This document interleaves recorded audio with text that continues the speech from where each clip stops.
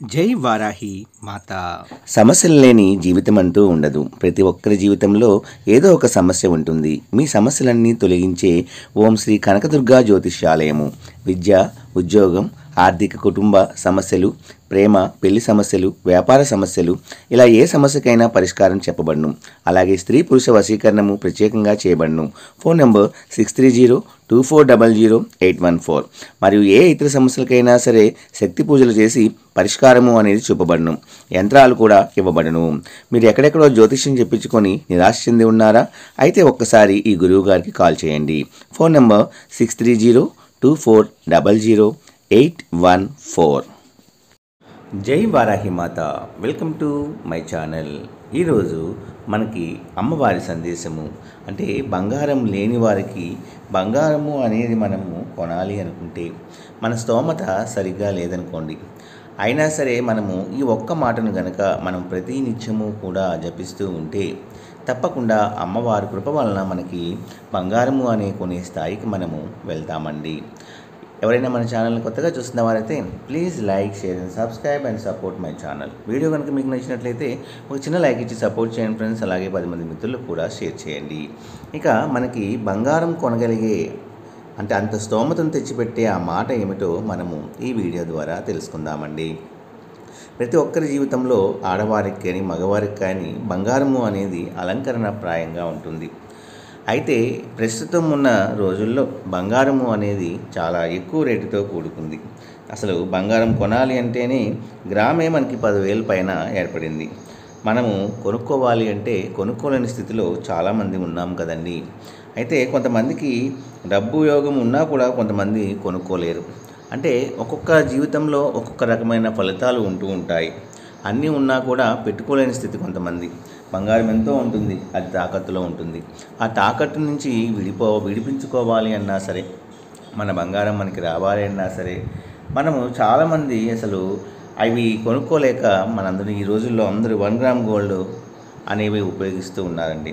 కానీ మనం బంగారం కొనుక్కోవాలి అని తపన ఉన్న వాళ్ళకి ఈ ఒక్క మాటని మీరు ప్రతి నిత్యము ప్రతిరోజు కూడా మనసులో జపిస్తూ ఉండండి. మీ ఇష్టదైవాన్ని తలుచుకొని అమ్మవారిని పూజించి ఈ మాటను మీరు అనుకుంటూ ఉండటం వల్ల మనలో పాజిటివ్ వైబ్రేషన్స్ అనేవి కలుగుతాయి.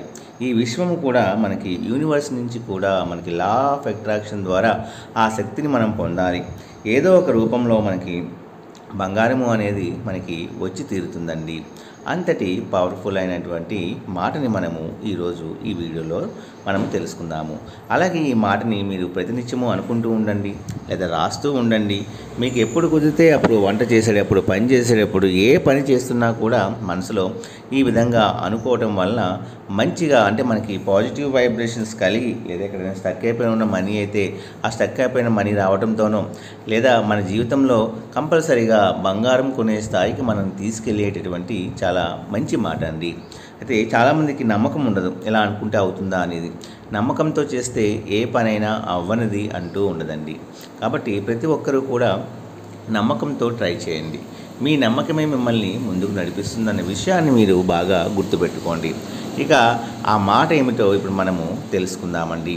ఈ మాట చదివిన వారి జీవితంలో ఎంతోమంది బంగారము అనేది కనుక్కున్నారు. 1 గ్రాము బంగారం లేని వాళ్ళు కూడా దగ్గర 20 తులాలు, 30 తులాలు అలా బంగారం కొనుక్కున్న వారు ఉన్నారు. ఆ మాట ఏంటి అంటే స్వర్ణ వృద్ధి తదాస్తు, స్వర్ణ వృద్ధి తదాస్తు, స్వర్ణ వృద్ధి తదాస్తు. అంటే స్వర్ణము అంటే బంగారం యొక్క వృద్ధి అనేది మనకి పెరగాలి అని ఆ భగవంతుని ద్వారా మనము కోరుకుంటున్నాము.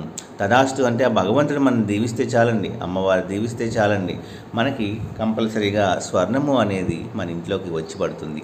కొంతమంది జీవితంలో మిరాకిల్స్లా కూడా మేము కొనలేము అనుకున్న వాళ్ళని కూడా కొన్నాము అన్న కొంతమంది జీవితాలు కూడా ఉన్నాయండి. కాబట్టి ఏది జరగదు అనే మాట మన జీవితంలో ఉండదు. ఎప్పుడు ఏది మన దగ్గరికి రావాలో అది తప్పకుండా వస్తుంది. ఈ వీడియో చూసిన వారందరూ కూడా తప్పకుండా ఈ మాటని ప్రతినిత్యము కూడా జపిస్తూ ఉండండి.